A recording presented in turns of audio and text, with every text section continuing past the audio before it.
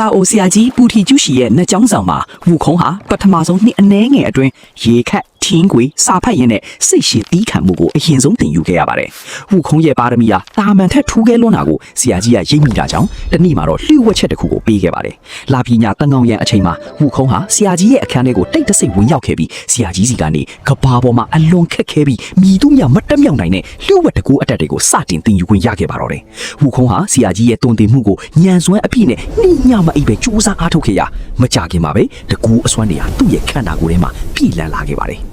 ဝူခုံးတင်ယူတက်မြောက်ခဲ့တဲ့ပထမဆုံးအစွမ်းကတော့မိမိရဲ့ခန္ဓာကိုယ်ကိုစိတ်ကူးရှိသလို82မျိုးပြောင်းလဲနိုင်တဲ့ရုပ်ပြောင်းရုပ်လွှဲအတက်72 earthly transformations ဖြစ်ပါတယ်။သူဟာစကားတခွန်းတည်းနေပြီငှက်အဖြစ်ကြားအဖြစ်အင်းဆက်ပိုးကောင်လေးအဖြစ်ဒါမှမဟုတ်တစ်ပင်ကြောင်တုံးကြီးတွေအဖြစ်ကိုပါမျက်စိတမိတ်အတွင်းလှည့်မြန်စွာပြောင်းလဲနိုင်စွမ်းရှိသွားပါတယ်။ဒါဒီမကသေးပဲဒုတိယအစွမ်းအဖြစ်ကဘာမီရဲ့ဆွဲအားကိုစန့်ကျင်ပြီးတစ်ချက်ထင်းနဲ့မိုင်ပေါင်းများစွာကိုလှည့်မြန်စွာဖျက်ဆီးသွားနိုင်တဲ့တိမ်ညွစီးချင်းအတက် cloud somersault ကိုလေတက်မြောက်သွားခဲ့ပါတယ်။သူလေထဲကိုခုန်တက်လိုက်တာနဲ့သူ့ရဲ့ခြေထောက်အောက်မှာနက်တိမ်ညွတစ်ခုရောက်ရှိလာပြီးကောင်းကင်စัจ java လာတစ်ခုလုံးကိုမိနစ်ပိုင်းအတွင်းပြန်တန်းသွားလာနိုင်တဲ့အဆင့်ကိုရောက်ရှိသွားခဲ့ပါတယ်။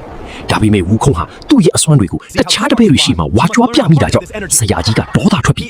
မင်းရဲ့မာနကတနည်းကြရင်မင်းကိုတုတ်ခတ်ပြီးလိမ့်မယ်အခုချက်ချင်းငါเจ้าကဆင်းသွားတော့ဆိုပြီးဝူခုံးကိုမောင်းထုတ်လိုက်ပါတော့တယ်ဝူခုံးဟာဝမ်းနေစွာနဲ့ဆရာကြီးကိုဦးချပြီးသူ့ရဲ့မွေးရမြေဖြစ်တဲ့ပန်းတီးတီးသောတောင်ကိုတိမ်ညွစီးပြီးပြန်လာခဲ့ပါတယ်။သူမရှိတဲ့နှစ်တွေအတွင်းမှာသူ့ရဲ့မြောက်အုပ်စုတွေကိုတခြားတောမိတ်ဆာတွေကနှိပ်စက်နေတာကိုတွေ့ရတဲ့အခါဝူခုံးဟာဒေါသအမျက်ချောင်းချောင်းထွက်သွားပါတော့တယ်။သူဟာတက်လာတဲ့တကူပညာတွေနဲ့အဲ့ဒီမိတ်ဆာတွေကိုစက္ကန့်ပိုင်းအတွင်းအပြတ်သက်နှိမ်နှင်းပြလိုက်ပါတယ်။ဒါပေမဲ့အဲ့ဒီတိုက်ပွဲမှာဝူခုံးတတိထားမိတာကတာမန်ဓာတ်လန်တွေဟာသူ့ရဲ့အစွမ်းနေရှိရင်ပေါ့ပါလုံးပြီးသူ့ရဲ့အင်အားကိုမခံနိုင်ပဲကျိုးပဲ့ကုန်တာပါပဲ။ဝူခုံးကငါဟာကဘာမှာအစွမ်းဆုံးမြောက်ပရင်ဖြစ်နေပြီငါနဲ့တံမဲ့ထူးခြားဆန်းကျယ်တဲ့နက်လက်နဲ့တခုငါမှရှိရမယ်လို့ကြုံသွားပါတော့တယ်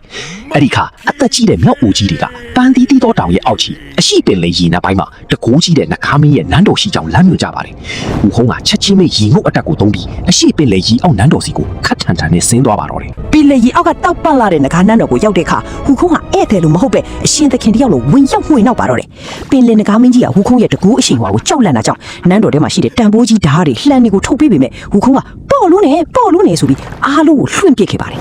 နောက်ဆုံးမှာတော့နဂါမီပြားကြီးကနန်းတော်ရဲ့အနောက်ဘက်ဥယျာဉ်ထဲမှာရှိတဲ့လူငယ်တွေနှစ်ပေါင်းများစွာကလေးကပင်လေရီလိုင်းတွေကိုငြိမ်တက်အောင်ထိန်းညှိပေးထားတယ်ရှီဟောက်တမ်မနီတိုင်ကြီးတတိုင်ရှိကြောင်းပြောပြပါတယ်အဲ့ဒီတိုင်ကြီးကပေါင်ပေါင်း13000ကျော်လိလံပြီးဘသူမှမတင်နိုင်ပါဘူးဟူခုံးသွားကြည့်တဲ့အခါအဲ့ဒီတိုင်ကြီးကနှစ်ဖက်စလုံးမှာရွှေကွင်းတွေဆွတ်ထားပြီးအလင်းမှာစာတန်းတွေရေးထိုးထားတဲ့နက်ပစင်ရွှေတုတ်ကောက်ရူရီချင်းကူဘောင်းဖြစ်နေတာကိုတွေ့လိုက်ရပါတယ်ဟူခုံးကထိခိုက်ကြည့်ပြီးနည်းနည်းလေးထပ်ပြီးရင်ကောင်းပါပဲလို့စိတ်ထဲကတွေးလိုက်တာနဲ့အဲ့ဒီတိုင်ကြီးကအံ့ဩစရာကောင်းလောက်ကိုချက်ချင်းသိနေသွားပါတော့တယ်ဝူခုံးကထပ်ပြီးသေးပါအောင်လို့အမိန့်ပေးလိုက်တဲ့အခါအဲ့ဒီတောင်တတောင်လောက်လေးတဲ့နတ်တိုင်ကြီးဟာဝူခုံးရဲ့လက်ထဲမှာတာမန်တုတ်တစ်ချောင်းအရွယ်စားနားထဲမှာတော့ထည့်သိမ်းထားလို့ရတဲ့အတစ်ချောင်းအရွယ်စားထိစိတ်တိုင်းကြတီးငယ်သွားခဲ့ပါတယ်ဝူခုံးကအဲ့ဒီရွှေတုတ်ကောက်ကိုကင်မြောက်ပြီးပင်လယ်နန်းတော်ထဲမှာဝိရန်ကစားပြလိုက်တဲ့အခါပင်လယ်ပြင်တစ်ခုလုံးရေလိုင်းတွေထမ်းသွားပြီးနဂါးနန်းတော်ကြီးလည်းပြိုကျလူမတက်တုန်လှုပ်သွားခဲ့ပါတယ်ဝူခုံးကအရန်ကိုသဘောကျသွားပြီးအဲ့ဒီနက်လက်နက်ကြီးကိုအပိုင်သိမ်းလိုက်အောင်နေမကပဲနဂါးမင်းကြီးစီကနေရွှေရောင်စစ်ဝတ်စုံကိုပါအတင်းအဓမ္မတောင်းယူဝတ်ဆင်ပြီးရေပြင်ပေါ်ကိုဝင့်ဝါစွာနဲ့ပြန်တက်လာခဲ့ပါတော့တယ်ဒီလိုနဲ့မြောက်မင်းဝူခုံးကကဘာပေါ်မှာဘယ်သူမှမရှိရတဲ့တကူးဆွမ်းအားတွေနဲ့အစွမ်းထက်ဆုံးနက်လက်နက်ကိုပိုင်ဆိုင်သွားခဲ့ပါပြီ